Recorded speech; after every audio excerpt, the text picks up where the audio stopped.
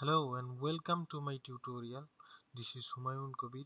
Today I am going to show you how to design a column with Excel spreadsheet. For that we have to go through some steps. Those steps are introduction of the spreadsheet, performing the design with that sheet, and finally the result. So let's introduce ourselves with that sheet. This is the column design sheet, and this sheet is divided into several tabs. In the lower left corner on your screen you can see those tabs. So first one is column design tab, then check tab, theories and disclaimer. I will discuss about all these tabs. So let's go to the column design tab. This tab is the heart of the whole sheet. In this tab all the calculation and design is performed. The result will be shown here as well. This page also divided into several parts. This blue color part, here we will insert our data in this black cells. Beside this blue color we can see that this is green color portion. In this green color portion we will see our result. The result will be shown in both WSD and USD method.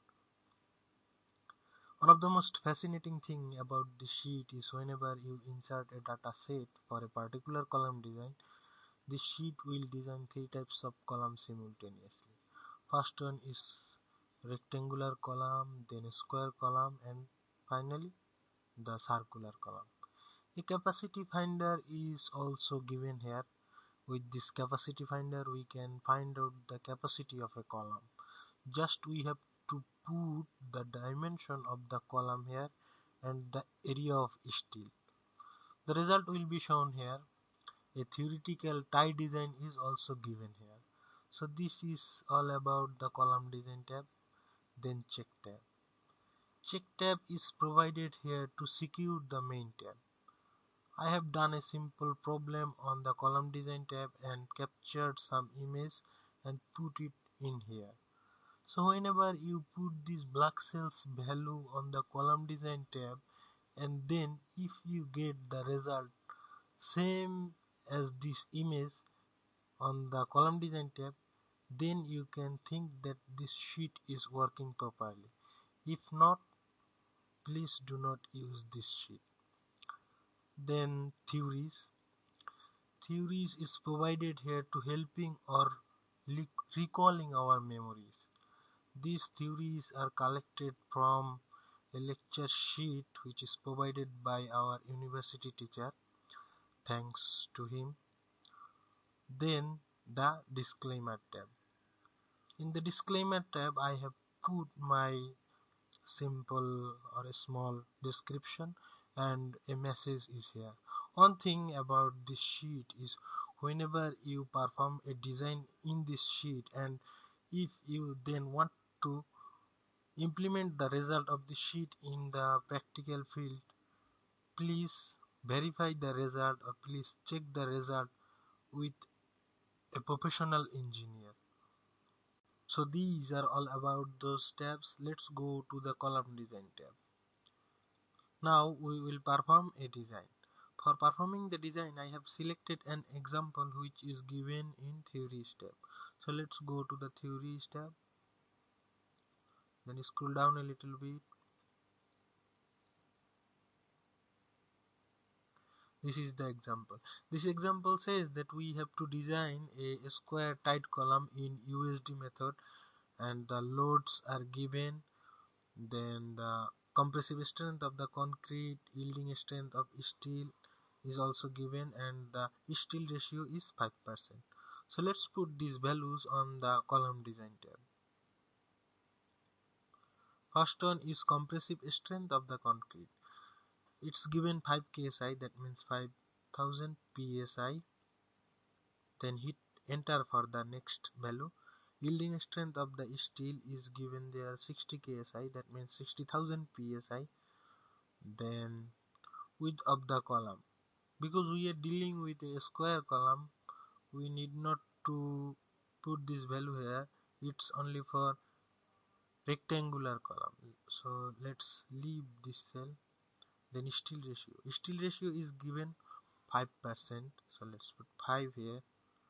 Then the loads, let's go to the theory step. For loads,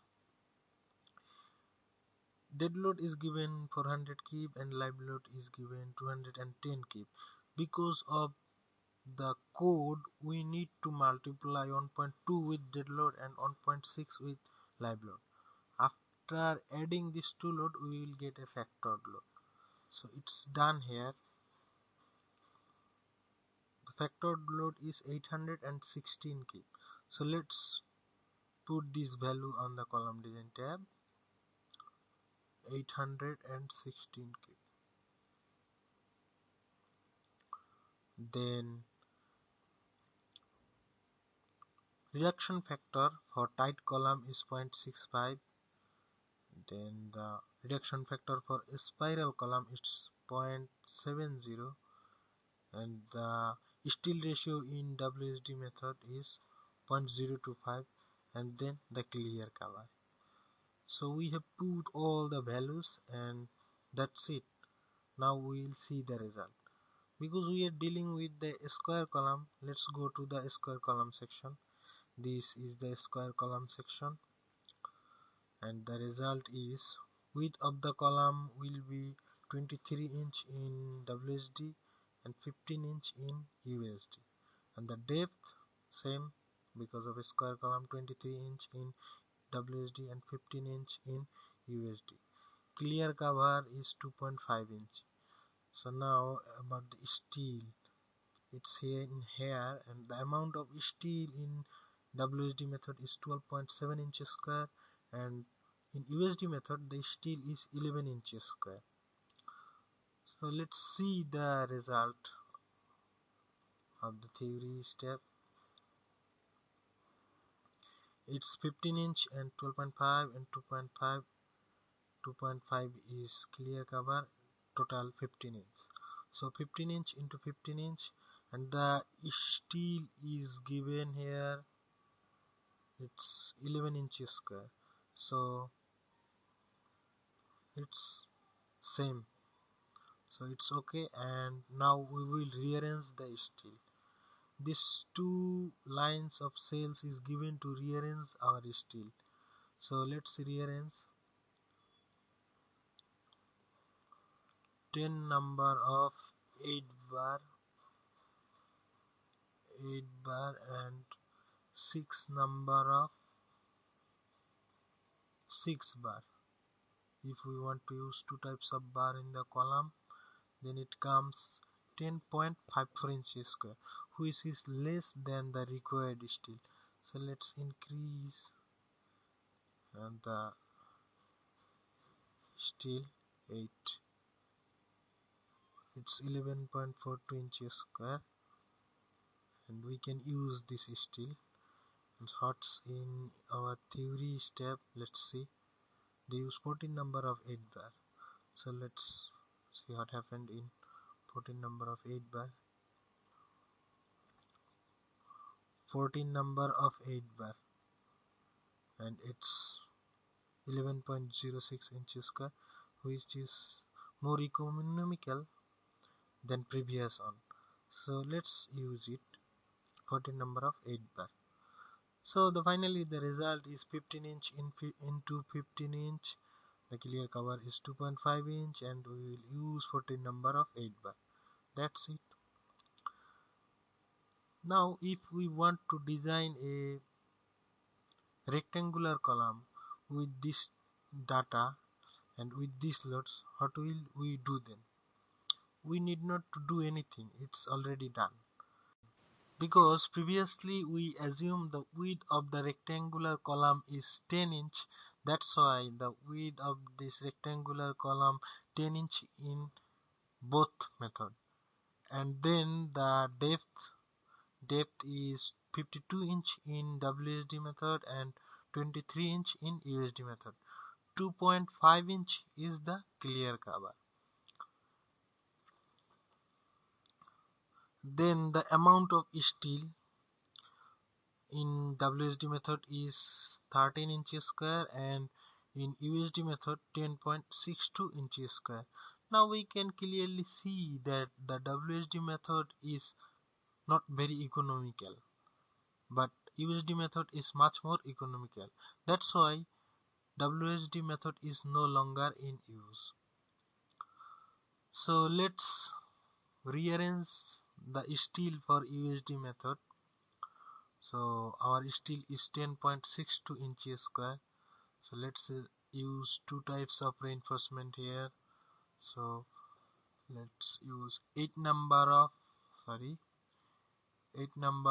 8 bar and 8 number of 6 bar. So what happened? It's 9.84 inches square, which is slightly shorter than the required steel. So let's increase the number 8 bar. Let's increase 2 number of bar. So 10 number of 8 bar. So it comes 11.42 inches square, which is bigger than the required steel. So let's keep it 8 number of 8 bar, and let's increase 2 reinforcement here, 10 number of 6 bar. So 10.72, which is slightly similar to the required steel, so we will use 10.72 inches square. So finally we came to the result that the result is 10 inch into 23 inch, the dimension, and 2.5 inch is the clear cover, and we will use 8 number of 8 bar and 10 number of 6 bar, so total 18 bar. So this is the rectangular column design. What about the circular column? It's already done here, and we can see the result, radius and the clear cover, then the amount of steel. Now we have to just rearrange the steel here. That's it. This is all about the column design. Now let's see what we can do with this capacity finder. With this capacity finder we can find out the capacity of a column. Just we have to put the dimension and the area of steel. Let's take this column is an example, and the dimension of the column is 10 inch into 23 inch. Let's put this here, 10 inch into 23 inch, and the amount of steel is 8 number of 8 bar and 10 number of 6 bar, total 10.72 inches square. So let's put it here, 10.72 inches square. For the USD method, let's see the result. So capacity of this rectangular column is 819 kip. So our column capacity is 819 kip, and we have just designed that column for 816 kip. So this column is safe and it's okay. That means we can check the column with this capacity finder, and we can find out the capacity as well, and we can also design a column with this capacity finder.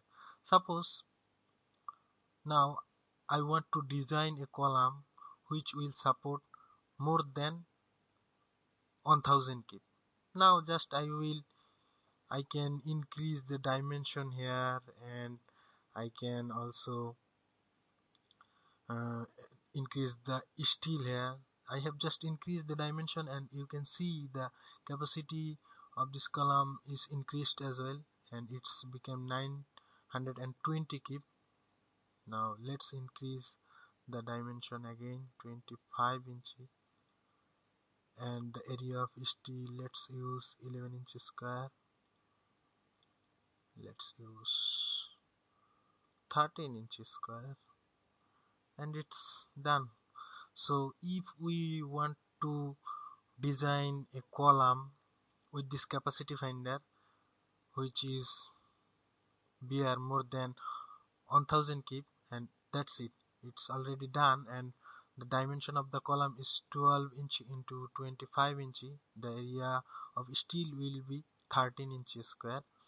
And if we want to rearrange the steel, we can use these cells for rearranging that steel, and that's it. We can use like this way this capacity finder.